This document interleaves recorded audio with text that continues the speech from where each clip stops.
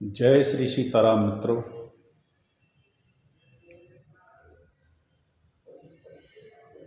सभी दयालु भक्तजनों,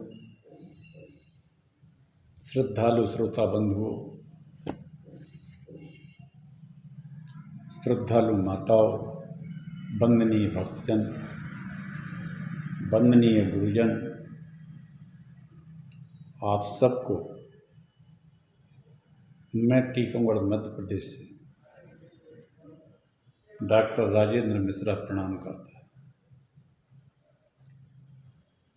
बंधुओं, मैं कोई पेशेवर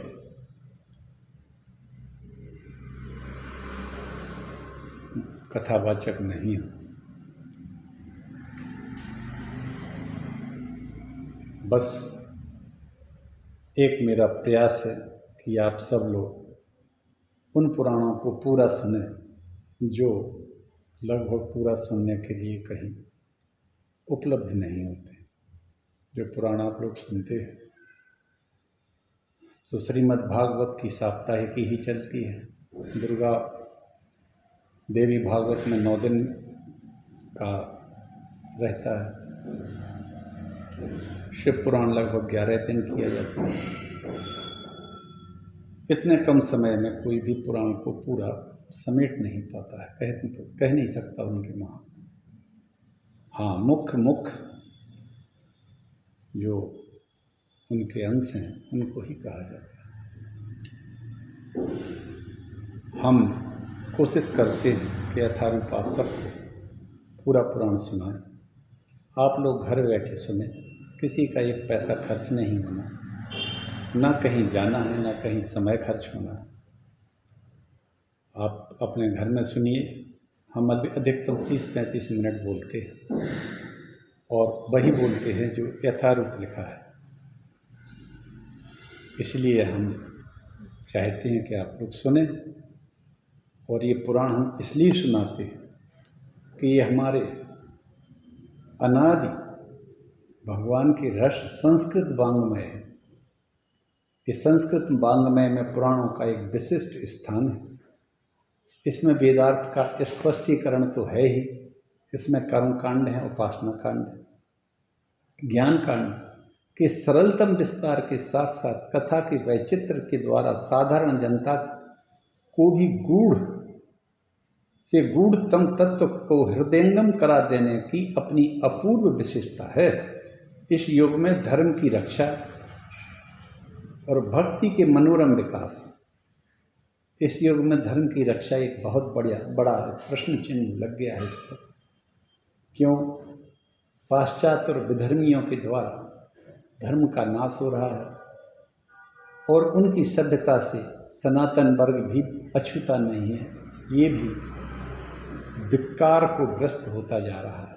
धर्म की रक्षा हो और भक्ति का मनोरम विकास हो। जो यत्किंचित दर्शन हो रहा है उसका समस्त श्रेय पुराण साहित्य को ही है। जितना भी धर्म का आपको दर्शन हो रहा है, जहाँ जो कुछ भी आप सनातन धर्म के बारे में जानते हैं या देख रहे हैं, इसमें पुराणों का बहुत बड़ा योगदान है। पूरा श्रेय पुराण साहित्य को जाता है। अब हम एक छोटा सा मंगलाचरण करते हैं, इसके बाद हम कथा को बढ़ाते हैं। देवी भागवत है, ये 4थे स्कंद की कथा चल रही है महाराज। अभी हमने पिछले उसमें अवतारों की कथा कहा था। अब कृष्ण अवतार के बारे में जन्मेजय प्रश्न करते हैं। यह कथा जन्मेजय और व्यास जी के बीच में चलती है नैमिषारण्य तीर्थ में। हम सब मानसिक रूप से यही समझें कि हम नैमिषारण्य तीर्थ में बैठे हैं और कथा भी नैमिषारण्य तीर्थ में चल रही है। सूत जी के द्वारा ये सुनाई जा रही है। 88,000 इसमें ऋषि रहते हैं। चलिए एक छोटा सा मंगलाचरण करते हैं, फिर कथा को कुछ बढ़ाते हैं। कथा बहुत ही आनंदमय है क्योंकि कृष्ण चरित्र आ गया है। नमोस्तु रामाय स लक्ष्मणाय देवी च तस्यै जनकात्मजायै नमोस्तु रुद्रेन्द्रियमानिलेभ्यो नमोस्तु चंद्राग्नि मरुद्गणेभ्यः जग मंगल गुण ग्राम राम के, दानी मुकुति धन धर्म धाम के। जग मंगल भल का जुग चारा, भेगिए नाथ न लाइए वारा। गंगा तरंग रमणी जटा कलापम, गौरी निरंतर विभूषित वाम भागम। नारायण प्रिय मनंग मदापहारम, वाराणसी पुरपतिम भज विश्वनाथम। अच्युतम केशवम राम नारायणम, कृष्ण दामोदरम वासुदेवम हरिम जानकी नायकम। श्रीधरम माधवम गोपिका वल्लभम जानकी नायकम। श्री रामचंद्रम भजे लेते सदा सुध दीन की, सहज दया के धाम। जननी जनक राजेंद्र के प्रभु श्री सीताराम, जननी जनक राजेंद्र के प्रभु श्री सीताराम। भक्त भक्ति भगवंत गुरु चतुर नाम बपु एक, तिनके पद बंदन करो ना सस विघ्न अनेक। भक्त भक्ति भगवंत गुरु, ये भक्ति क्या है? ये माला जो हम पहनते हैं गले में, या जो करते हैं सुमरनी जिसको कहते हैं, एक डोरी से इसमें कई मोती गुथे रहते हैं। यही भक्ति है जिसमें सभी भक्त गुथे हैं मोतियों में। और भगवंत गुरु, गुरु इसमें सुमेरु पर्वत होता है। सुमेरु एक माला में सबसे बड़ा गुरिया रहता है। एक तरह से वो गुरु है, और गुरु के ऊपर फिर एक फूंदा निकला रहता है कमल के समान फूल जैसा, उसको कहते हैं भगवान। ये चारों इकट्ठे जब हो जाएं तब फिर तो कहना क्या है। भक्त भक्ति भगवंत गुरु चतुर नाम बपु एक, पद तिनके पद बंदन करो ना सब विघ्न अनेक। इस तरह ये माला के बारे में कहा गया है हमारे विद्वज्जनों के द्वारा कि किस तरह से ये गुथे रहते हैं चारों। नीलांबुज श्याम कोमलांगम, सीतारामपति वाम भागम। पाणौ महासायक चारु चापम, नमामि रघुनामम रघुवंशनाथम। वर्णानामार्त्सन्दानां रसानां छन्दसामपि, मंगलानां च कर्तारौ वन्दे वाणी विनायको। भवानी शंकरौ वन्दे श्रद्धा विश्वासरूपिणौ, याभ्यां विना न पश्यन्ति सिद्धा स्वान्ता स्मैश्वरम्। वन्दे विदेहतनया पत्पुण्डरीकं, किश्यकैशोरसौरभसमाहितं योगिचिन्तं रामरत्नम् अहं वन्दे चित्रकूटपतिं हरिं। कौसल्या भक्तिसम्भूतं जानकी कंठभूषणम्।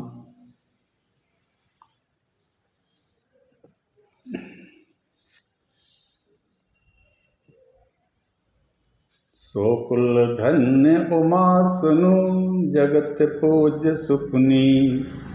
श्री रघुवीर परायण, जय नर उपज विनीत। सियावर रामचंद्र की जय। परमात्मा और आत्मा के एकत्व ज्ञान से जो संपन्न है उन्हें परम पद की प्राप्ति होती है। परमात्मा और आत्मा के एकत्व ज्ञान से संपन्न जो है उन्हें परम पद की प्राप्ति होती है। और जो एकत्व ज्ञान को स्वीकार नहीं करते हैं उनका परिश्रम व्यर्थ हो जाता है।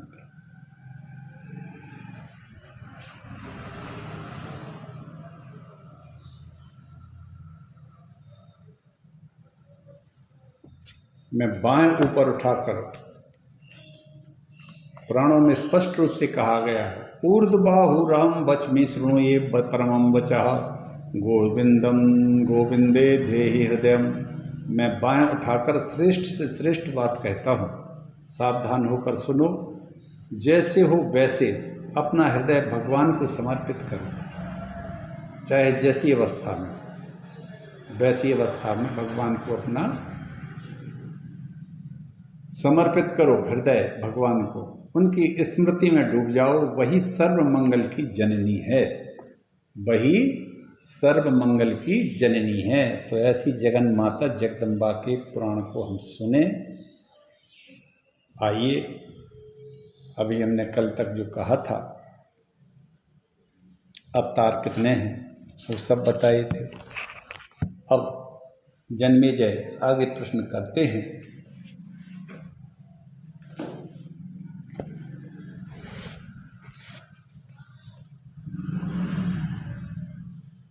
देवताओं द्वारा भगवती का अस्तवन, भगवती द्वारा श्री कृष्ण और अर्जुन को निमित्त बनाकर अपनी शक्ति से पृथ्वी का भार दूर करने का आश्वासन देना। इसके पहले राम अवतार में राम जी ने बताया, कहा कि राम अवतार में मैं भी परतंत्र ही रहा, कौन स्वतंत्र रह सकता है, मुझे अपने भाइयों के साथ स्वर्ग जाना पड़ा। अतः कोई भी विद्वान पराधीन व्यक्ति की क्या बात करेगा। हे कमलोद्भव, आप यह जान लीजिए कि जैसे मैं परतंत्र हूँ, वैसे ही आप शंकर और अन्य बड़े बड़े देवता भी निश्चित रूप से परतंत्र रहते हैं।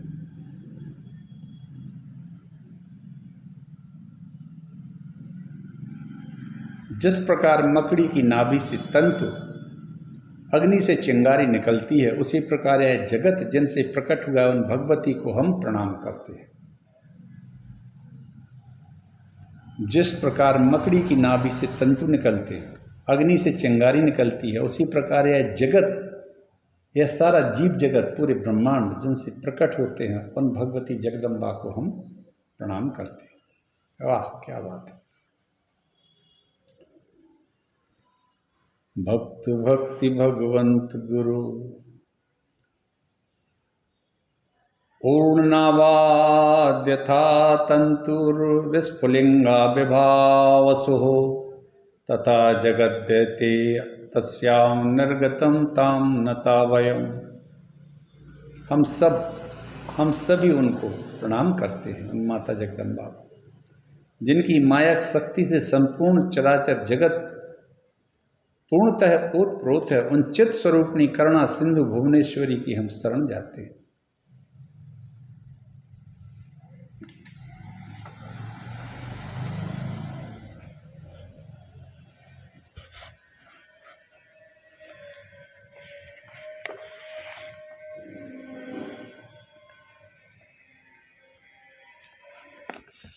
19वां अध्याय चल रहा है, चौथा स्कंध है। देवताओं द्वारा भगवती का स्तवन। व्यास जी कहते हैं, हे राजन, ऐसा कहने के उपरांत भगवान विष्णु ने ब्रह्मा जी से फिर कहा, जिस भगवती की माया से मोहित रहने के कारण सभी लोग परम तत्व को जान नहीं पाते, उन्हीं की माया से आच्छादित रहने के कारण हम लोग भी जगत गुरु शांत स्वरूप सच्चिदानंद और अविनाशी परम पुरुष का स्मरण नहीं कर सकते। ऐसा भगवान विष्णु ने ब्रह्मा जी से कहा। श्री हरि। आज देव उठनी 11 से भगवान विष्णु और ब्रह्मा जी के बीच की वार्ता है। हम आज उन भगवान परम परमात्मा श्री विष्णु से, श्री भगवान विष्णु की चरणों में प्रणाम करते हैं। वे भगवान श्री हरि हमारे पूरे देश की रक्षा करें, भगवत भक्त जितने भी हैं उनकी रक्षा करें, और संपूर्ण देशवासियों को देव उठानी एकादशी की आज मैं शुभकामनाएं प्रदान करता हूँ। सभी लोग सुखी रहे, सभी जीव सुखी रहे। मनुष्य मात्र तो क्या, सभी जीव सुखी रहे, और गौवंश भी सुखी रहे, जो इस समय इस देश में बहुत पीड़ित हो रहा है। स्वार्थवश लोगों ने भैंसों को, बकरियों को, गाड़रों को, ऊँटों को, सबको संरक्षित किया हुआ है। घर में स्थान देते, लेकिन गायों को घर से निकाल दिया है। कहते हैं गौ माता, लेकिन गौ माता आज भटक रही है, रोडों पर बैठी है। मित्रों, वे गोपाल, जिन भगवान विष्णु ने अपना नाम गोपाल रख लिया है, गायों को पालते, ऐसी कोई व्यवस्था हो जाए कि गायें ना तो भूखों मरे, ना रोड पर बैठ के एक्सीडेंट का कारण हो। और इस समय जो हम, ऐसा मेरा मानना है कि प्राकृतिक विपदाएं आ रही हैं, ये सभी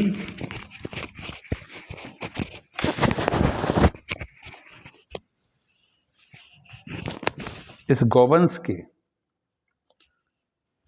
कष्ट के कारण है। वरना ये विपत्तियां इतनी नहीं आती हैं। बरसात में बहुत नुकसान हुआ, बहुत बड़ी मात्रा में पशुधन हमारा पंजाब का मारा गया है, और पंजाब के अलावा और भी कई राज्यों में, जिलों में पशुधन का बड़ा नुकसान हुआ। क्यों? मनुष्यों ने तो किसी तरह अपनी जान बचाई, ये पशु कहाँ बचाने जाएं, और ये बाढ़ में चले गए बहते हुए। देख के इतना कष्ट हुआ, इतना कष्ट हुआ। एक दिन के जी में आया कि क्या करें, कैसे इन पशुधन को कैसे बचाया जा सकता है। बाढ़ में फंसे पूरा पंजाब की गाय भैंसें एक साथ हजारों की मात्रा में बहती चली जा रही हैं। अब इनको कैसे और कहाँ रखा जाए, जो संभव हमें नहीं लग रहा था। कोई ऐसी व्यवस्था भी नहीं थी कि इस आपातकाल में उनको बचाया जा सके। तो मित्रों, हमारा यही कहना है आज कि हमारे गौपंश को, हमारे किसान जैसे भैंसों को स्थान दिए हैं, उन्हीं के पास गायों को भी दे दें। उनका जो बचा हुआ भूसा वगैरह रहता है वो ही डाल दें। क्यों कि जब 24 घंटे अपने खेत कुओं पर रहते हैं और भैंसों को बांधे हैं, बकरियों को बांधे हैं, गाड़रों को बांधे हैं, तो एक 4-6 गाय नहीं बन सकती वहाँ। अरे उन्हीं को छाया मिल जाए, उन्हीं को भोजन भी मिल जाए। और शहरों के जो हम लोग रहते हैं यहाँ, जो गायें फिर रही हैं, इनको भी आप लोग घास खरीद के डालें, ताकि उनको भोजन तो मिल ही जाए कम से कम। प्रातः उठें, जहाँ घास की मंडी है वहाँ से घास लें। 10-20 रुपए, 50 रुपए की 10-5 पूले आते हैं घास के, तो कहीं भी डाल दें। कम से कम कुछ तो एक आध गाय का तो पेट भरेगा भाई। हम सब प्रयास करें, हम करते हैं, हम लोगों से हम कहते भी हैं कि आप लोग भी करिए। 4-6 लोग मान भी गए हैं उसमें। इसी तरह जब 4-6 लोग और 4-6 लोगों से कहेंगे तो थोड़ा बहुत भोजन उनको मिल जाएगा और लोगों को रोटी रोजी मिल जाएगी। वो घास की ट्रॉली लेके आते हैं। टीकमगढ़ में तो कोतवाली के सामने सुबह 5 बजे आ जाते हैं, वहाँ जाके सब लोग ले आते हैं, जिसकी जितना क्षमता है उतनी डालते हैं। जब हम जाते हैं तो वो लगभग आधा घंटे में 2 ट्रॉली घास चला जाता है। आप सबसे मेरा करवदन निवेदन है कि गायों की रक्षा से देश की रक्षा होगी। वरना यदि गाय एक संवेदनशील प्राणी है, यह प्राणी नहीं है मित्रों, मान लो आप, ये देवताओं के द्वारा बनाई हुई एक अद्भुत कृति है। इसमें सभी देवताओं का वास रहता है, 36 देवताओं का वास रहता है इसमें। गाय बहुत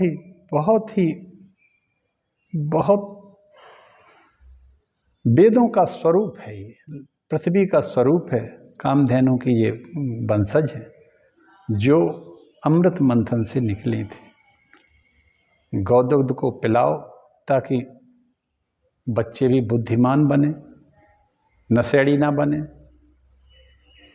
क्योंकि आजकल गाय का दूध खत्म होने ना पीने से आदमी शराब पीने लगे हैं, गुटखा खाते हैं, तंबाकू खाते हैं, सिगरेट बीड़ी पीते हैं, और बुद्धि तो इतनी भ्रष्ट होती जा रही है कि सेल्फी लेने लगे हैं ट्रेन के सामने जाके। और आज एक ट्रेन के सामने ऐसी सेल्फी लेता हुआ मैंने टीवी में देखा, शायद आज तक न्यूज पे आ रहा था, एक लड़का सेल्फी ट्रेन के सामने ले रहा। ट्रेन आती है वायु वेग से और उसको उड़ाती चली जाती है। ये बुद्धि की शून्यता नहीं तो क्या है। तो गौवंश को बचाइए और इन प्राकृतिक आपदाओं से बच के रहिए। क्यों? क्योंकि गौवंश के लिए तो कुछ है नहीं है, उसको तो रोज ही तूफान है और सब सुरक्षित हैं, व्यवस्थित हैं। तो ये बहुत जो अतिवृष्टि हुई है ये सब इन्हीं का परिणाम लगता है। चलिए तो आगे हम कहते हैं कि जिस प्रकार मकड़ी की नाभि से तंतु और अग्नि से चिंगारियां प्रकट निकलती हैं, उसी प्रकार यह जगत जिनसे प्रकट हुआ है उन भगवती को हम नमस्कार करते हैं। जय श्री राम कहते हैं। व्यास जी कहते हैं, हे राजन, ऐसा कहने के उपरांत भगवान विष्णु ने ब्रह्मा जी से कहा कि भगवती माया से मोहित होने के कारण सभी लोग परम तत्व को जान नहीं पाते। उन्हीं की माया से आच्छादित रहने के कारण हम लोग भी जगत गुरु शांत स्वरूप सच्चिदानंद अविनाशी परम पुरुष का स्मरण नहीं कर पाते। अहम विष्णुरहम ब्रह्मा शिवो अहमति मोहिता न जानीमो वयम धाता परम वस्तु सनातनम। मैं ब्रह्मा, हे ब्रह्मण, हे ब्रह्मदेव, मैं विष्णु हूँ, मैं ब्रह्मा हूँ, मैं शिव हूँ। इसी अभिमान से मोहित हम लोग उस सनातन परम तत्व को नहीं जान पाते। यन्माहा मोहितश्चाहम सदावर्ते परात्मनः परवान्दारु पांचाली मयि कस्य यथावसे। उस परमात्मा की माया से मोहित मैं उसी प्रकार सदा उसके अधीन रहता हूँ, जैसे कठपुतली बाजीगर के अधीन रहती है। कठपुतली का एक खेल होता है जिसमें बाजीगर अपने धागे से उसको बांधा रहता है और वो उसको नचाता है अपनी उंगलियों से। तो भगवान विष्णु कहते हैं, उन परमात्मा की माया से मोहित होकर के मैं भी उसी के अधीन रहता हूँ। भवतापि यथा दृष्ट्वा विभूतस्तस्याद्भुतः कल्पादौ भवयुक्तेन्मयापि च सुधारणवे। कल्प के आरंभ में ब्रह्मा ने, शिव ने, मैंने भी सुधा सागर में उस परमात्म तत्व की अद्भुत विभूति का दर्शन किया था। मणिद्वीप में मंदार वृक्ष के नीचे चल रहे रास मंडल में एकत्रित सभा में भी वह विभूति साक्षात देखी गई थी, न कि वह केवल कही सुनी बात है। मणिद्वीपे अथ मंदार बिटपे रास मंडले समाजे तत्र सा दृष्टा श्रुता न बचसाप च। उस विभूति को मैंने साक्षात देखा था, न कि वह केवल कही सुनी बात है। अतएव इस अवसर पर सभी देवता उसी परमात्मा शक्ति कल्याणकारिणी, सभी कामनाएं पूर्ण करने वाली माया स्वरूपिणी तथा परमात्मा की आद्या शक्ति भगवती का स्मरण करें। जय हो। तस्मात् परमां शक्तिम स्मरण त्वद्य सुराशिवाम सर्व काम प्रदाम माया माद्याम शक्तिम परात्मनः। व्यास जी कहते हैं, विष्णु भगवान के ऐसा कहने पर ब्रह्मा आदि देवता सदा विराजमान रहने वाली भगवती योग माया का एकाग्र मन से ध्यान करने लगे। वाह, क्या बात है। उनके स्मरण करते ही वे भगवती उन्हें प्रत्यक्ष दर्शन प्रदान किया। उसी समय वे देवी जपा कुसुम के समान रक्त वर्ण से सुशोभित थीं। वाह वाह वाह। रक्तांबरा रक्तवर्णा रक्तांबरा रक्तवर्णा, वो रक्तांबर रक्त वर्ण की थी। उनके स्मरण करने से ही भगवती प्रत्यक्ष हो गई। स्मृत मात्रा तदा देवी प्रत्यक्षम दर्शनम ददौ पाशांकुशबरा भीत्री धारा देवी जपारुणा दृष्ट्वा प्रमुदिता देवास्तु तुष्टुस्ताम सुदर्शनाम। वे भगवती स्मरण करते ही प्रत्यक्ष दर्शन प्रदान किया। उस समय वे देवी जपा कुसुम के समान रक्त वर्ण से सुशोभित थीं। रक्तांबरा रक्तवर्णा रक्त सर्वांग भूषणा रक्तायुधा रक्त नेत्रा रक्त केसाति भीषणा। रक्त वर्ण से सुशोभित थी। उन्होंने पास अंकुश वर अभय मुद्रा, वाह, पास अंकुश वर और अभय मुद्रा धारण कर रखी थी। उन परम सुंदर भगवती को देखकर सभी देवता अत्यंत प्रसन्न हुए और उनकी स्तुति करने लगे। वाह वाह वाह। जब भगवती प्रसन्न होकर रक्तांबर रक्तांबरा रक्तवर्णा रक्त सर्वांग भूषणा ऐसी सुंदर जपा कुसुम के समान रक्तवर्ण की प्रकट हो गई, तब सभी के सभी उनकी स्तुति करने लगे। सभी देवता बोले, ऊर्णानावाद्यथा तंतुर्विश्रलिंगा विभावसु तथा जगदेदेत्तास्य निर्गतं तां तनानता वयम यन्माया शक्तिं संक्लिप्तं जगत् सर्वं चराचरं ताम चित्तम भुवनाधीशाम अस्मरामः करुणार्णवाम यद ज्ञानाद भवोत्पत्तिर यज्ञानाद भवो नाशनम संविद्रूपां च ताम देवीं अस्मरामः च प्रचोदयात्। जिनकी माया शक्ति से संपूर्ण चराचर जगत पूर्णतः उत्प्रोत है, उन चित स्वरूपिणी करुणा सिंधु भुवनेश्वरी का हम स्मरण करते हैं। सच्चित स्वरूपिणी का, सच्चिदानंद घनमय, चामुंडा, चित स्वरूपिणी, मूर्त स्वरूपिणी, आनंद स्वरूपिणी, चामुंडा, चित स्वरूपिणी, मूर्त रूप, मूर्त स्वरूपिणी और आनंदा, आनंद स्वरूपिणी, सच्चिदानंद घन स्वरूपिणी। आहा, क्या बात है। उन भुवनेश्वरी का हम स्मरण करते हैं, जिनकी माया शक्ति से संपूर्ण चराचर जगत पूर्णतः ओतप्रोत है। उन चित्त स्वरूपिणी करुणा सिंधु भुवनेश्वरी का हम स्मरण करते हैं, जिन्हें न जानने से संसार में बार बार जन्म होता है, जिन्हें न जानने से संसार में हमारा बार बार जन्म होता रहता है, और जिनके ज्ञान हो जाने पर भव बंधन का नाश हो जाता है। जब तक हम उनको नहीं भजते हैं, उनको नहीं जानते हैं, तब तक हम उन लोगों को पुनरपि जननम पुनरपि मरणम पुनरपि जननी जठरे शयनम, ये चलता रहेगा। और यदि और ज्ञान हो जाए तो भव बंधन का नाश भी हो जाता है। उन ज्ञान रूपिणी भगवती का हम स्मरण करते हैं, वे हमें सन्मार्ग पर चलने के लिए प्रेरित करें। महालक्ष्म्यै च विद्महे सर्वशक्त्यै च धीमहि तन्नो देवी प्रचोदयात्। वे भगवती हमें सत्कर्म में प्रवृत्त होने की प्रेरणा प्रदान करें। मातर्नतास्मा भवनार्ते हरे प्रसीद सन्नो विदेहि कुरु कार्यमिदं दयाद्रे। वाह वाह वाह, क्या बात है। संसार का कष्ट हरने वाली हे माता, हम आपको प्रणाम करते हैं। हे माता, हम आपको प्रणाम करते हैं। संसार का कष्ट हरने वाली हे माता, हम आपको प्रणाम करते हैं। आप प्रसन्न हो जाइए।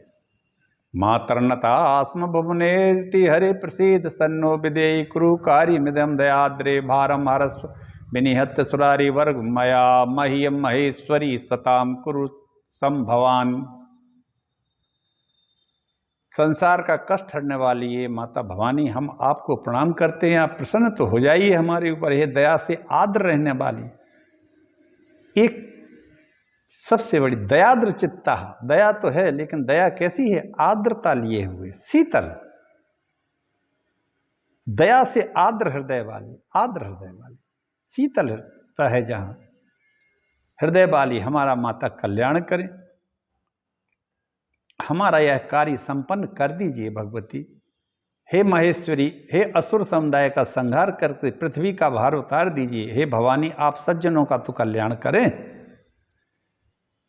यद्बुंजाक्षी दया से, यद्युम्बजाक्षी दया से ना सुराकंदाचित किम ते क्षमाम रणमुखे असीसरहि प्रहर्तुमम्। एतत्त्वैव गदितं तनु यक्षरूपं धृत्वा तृणं दयहुतास्पदाभिलाषैः। हे कमल नयने, यदि आप देवताओं पर दया करेंगी तो इस समरांगण में तलवारों और बाणों से हम दैत्यों पर प्रहार करने में समर्थ कैसे हो सकेंगे। हे कमल नयने, यदि आप हम देवताओं पर दया नहीं करेंगी तो हम कैसे समर्थ हो सकेंगे दैत्यों से लड़ने में। इस बात को आपने स्वयं यक्ष के उपाख्यान प्रसंग में यक्ष रूप धारण करके हे होतासन, आप इस नित्यनिके को जला दें इत्यादि पद कथनों के द्वारा व्यक्त कर दिया है। मतलब ये कह दिया कि हमारे बगैर शक्ति के आप लोग कुछ नहीं कर सकते। कंसः कुजो अति यवनेन्द्रहुतश्च केसी वारहद्रथो बकबकी खरसाल्व मुख्या ए अन्यो तथा नृतयो भुवि सन्ति तास्त्वं हत्वा हरस्व जगतो भरमासु मातः। हे माता कंस, कुजोअथ भौमासुर, कालियवन, केसी, बृहद्रथपुत्र जरासंध, बकासुर, पूतना, खर और साल्व आदि इनके अतिरिक्त और भी जो दुष्ट राजागण पृथ्वी पर इस समय हैं, उन्हें मारकर आप शीघ्र ही पृथ्वी का भार उतार दीजिए। ये विष्णुना निहता किल संकरेण ये वा विग्रह जलाक्षी पुरंदरेण ते ते मुखम सुखकरम सुसमीक्षणमाणाः संख्ये शरैर्विनहता निज लीलया ते। हे कमल नयन, हे कमल नयने, जिन दैत्यों को भगवान विष्णु, शिव और इंद्र भी युद्ध करके नहीं मार सके, वे दैत्य युद्ध भूमि में आपका सुखदायक मुखमंडल देखते हुए आपकी तलवार से, लीला से आपके बाणों द्वारा मार डाले गए।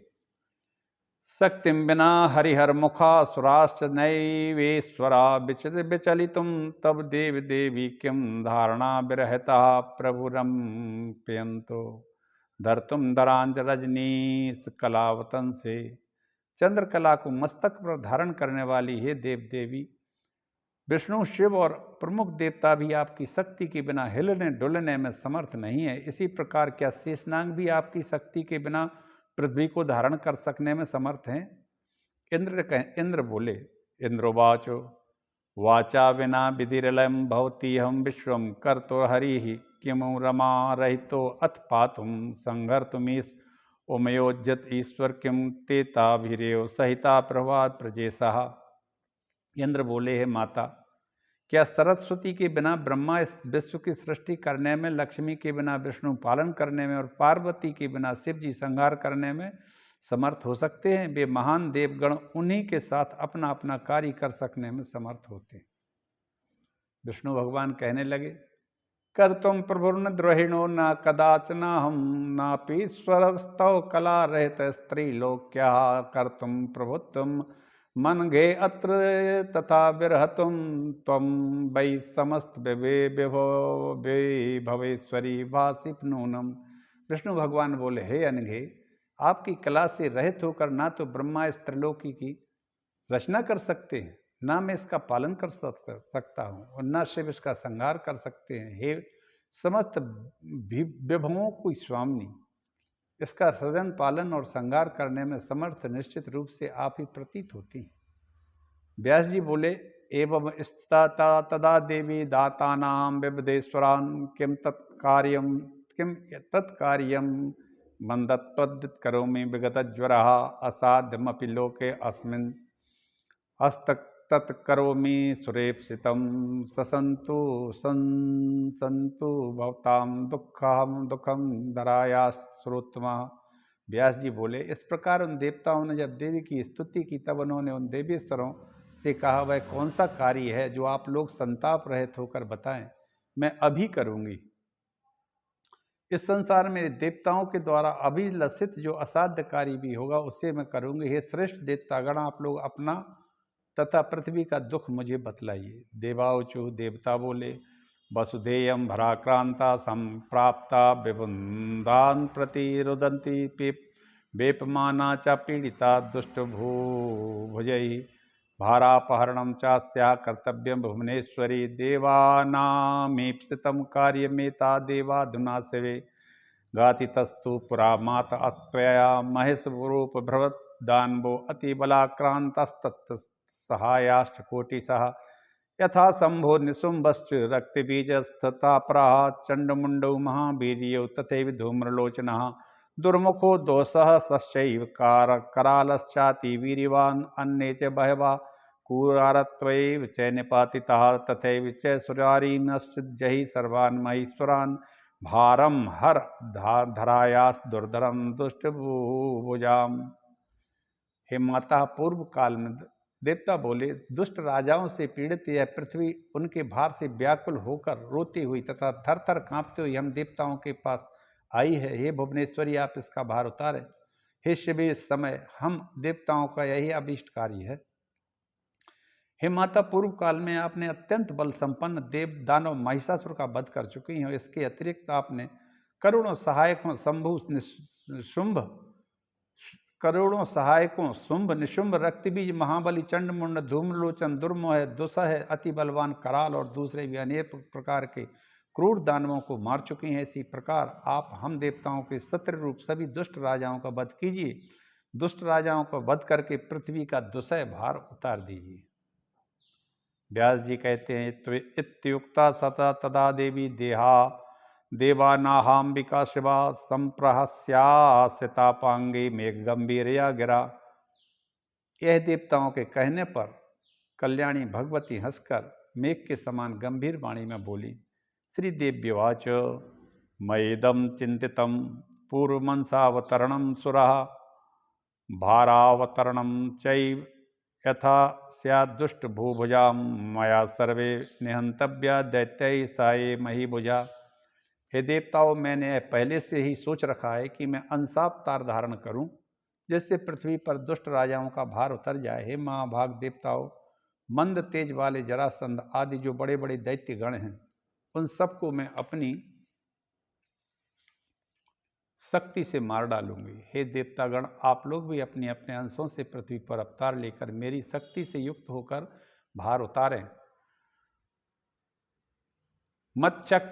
मच्छक्ति युक्त ही कर्तव्यम भारावतरण सुरा कश्यपो भार्या सार्धं दिविजानां प्रजापति यादवानां कुले पूर्वं भवितान नकदुन्दुभि ततैव भृगुशापाद्वै भगवन् विष्णुर्व्ययः अंशेन भविता तत्र वसुदेवसुतो हरिः तदाहं प्रवस्यामि यशोदायां च गोकुले कार्यं सर्व करिष्यामि सुराणां सुरसत्तमः कारागारे गतं विष्णु प्रापस्यामि गोकुले शेषं च देवकी गर्भात् प्राप्स्यामि रोहिणीं मच्छक्त्योपचितौ तौ च कर्तारौ दुष्ट संक्षयं दुष्टानां भूभुजां कामं द्वापरान्ते सुनिश्चितम् इंद्राशयो अप्यर्जुनः साक्षात् करिष्यति वलक्षयं धर्मांशो अपि महाराजो भविष्यति युधिष्ठिरः वायवंशो भीमसेनश्चास्यन्यंसौ च यमावती वसोरंसो अथ गांगेयः करिष्यति बलक्षयं व्रजन्तु च भवन्तो अद्य धरा भवतु सुस्थिरा भारावतरणं नूनं करिष्यामि सुरोत्तमः कृत्वा निमित्त मात्रास्तान्नस्वशक्त्याहं च न संशयः कुरुक्षेत्रे करिष्यामि क्षत्रियाणां च संक्षयम् असूयेर्ष्यामतिस्तृष्णा ममता भीमता स्फुरतः जिगीषा मदनो मोहो दोषैर्नङ्क्ष्यन्ति यादवः ब्राह्मणस्य चापेन वंशनाशो भविष्यति भगवानपि शापेन तक्षत्यत्येत कलेवरं भवन्तो अपि निजांगैश्च सहाया सारंगधवनं प्रभवन्तु सनारिका मथुरां च गोकुले।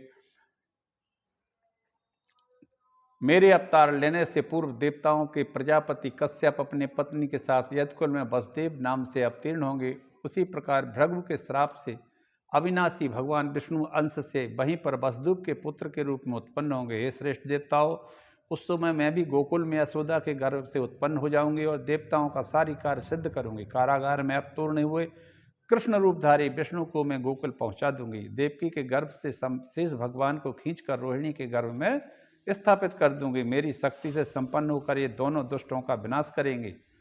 द्वापर के व्यतीत होते ही दुष्ट राजाओं का पूर्ण रूप से संहार बिल्कुल निश्चित है। साक्षात इंद्र के अंश स्वरूप अर्जुन भी उन दुष्ट राजाओं का बल का नाश करेंगे। अंश धर्म के अंश से युधिष्ठिर, वायु के अंश से भीमसेन तथा अश्वनी कुमारों के अंश से नकुल सहदेव भी उत्पन्न होंगे। वसु के अंश से अवतीर्ण गंगा पुत्र भीष्म उन दुष्ट राजाओं की शक्ति नष्ट कर देंगे। हे देवतागणों, आप लोग जाएं और पृथ्वी पर निश्चिंत होकर रहे। मैं उन अंशावतारी लोगों को निमित्त बनाकर अपनी शक्ति से पृथ्वी का भार दूर कर दूंगी, इसमें संदेह नहीं है। मैं क्षत्रियों का यह संहार कुरुक्षेत्र में करूंगी। असूया, ईर्ष्या, बुद्धि, तृष्णा, ममता, अपनी प्रिय वस्तु की इच्छा, स्पृहा, विजय की अभिलाषा, काम और मोह, इन दोषों के कारण सभी यादव नष्ट हो जाएंगे। ओहो, असूया, ईर्ष्या, बुद्धि, तृष्णा, ममता, प्रिय वस्तु की इच्छा, स्पृहा, विजय की अभिलाषा और काम और मोह इतना ज़्यादा व्याप्त हो जाएगा इन यादवों में कि ये अपने आप नष्ट हो जाएंगे। ब्राह्मण के शाप से उनके वंश का नाश हो जाएगा। उसी शाप के कारण कृष्ण भी अपने शरीर को त्याग देंगे। आप लोग भी अपनी शक्ति स्वरूपा भार्याओं सहित अपने अपने अंशों से मथुरा और गोकुल में अवतर हो जाएं और सारंगपाणी भगवान विष्णु के सहायक बने। ऐसा कहकर परमात्मा की योग माया भगवती अंतर्ध्यान हो गई। तदनंतर पृथ्वी सहित सभी देवता अपने अपने स्थान को चले गए। पृथ्वी भी उन भगवती की वाणी से संतुष्ट होकर शांत चित्त हो गई। हे जन्मेजय, वह औषधियों और लताओं से संपन्न हो गई। प्रजाएं सुखी हो गईं। द्विजगणों की महान उन्नति होने लगी। सभी मुनिगण संतुष्ट होकर धर्मपरायण हो गए। इस तरह से यह अध्याय पूर्ण हो जाता है। चतुर्थ स्कंध है।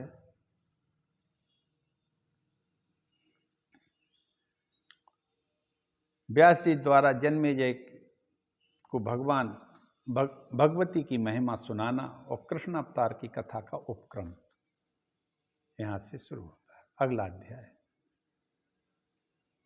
तो मित्रों, आज मैं अपनी वाणी को यहीं विराम देता हूँ।